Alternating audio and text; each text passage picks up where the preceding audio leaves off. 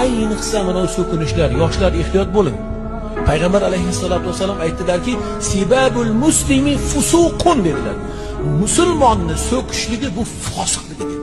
Allohni g'azabiga keltiradigan, Allohni rozi qilmaydigan, Rasulullohni xafa qiladigan, mu'minlarni xafa qiladigan so'z bu og'zingizdan chiqmasin. Qanaqadir bir haligi musulmonni og'zidan chiqmaydigan gaplarni gapirganlarda o'sha vaqtda qaytaramiz. O'y, birodar, bu tilingiz bilan siz Qur'on o'qiysiz, ehtiyot bo'ling. Bunda Qur'on sizni qalbingizga kirmaydi. Ehtiyot bo'ling. Qur'on o'qiydiganlar, siz so'kinsangiz, har xil birlarni fitna fasod qilib orqalaridan g'iybat qilsangiz, shu tilingiz bilan bo'xton, shunaqa iftirolarni qilsangiz, u tilingizda faqat Qur'on o'qiladi, dilingizga tushmaydi. Va Qur'on ham tilingizda aksi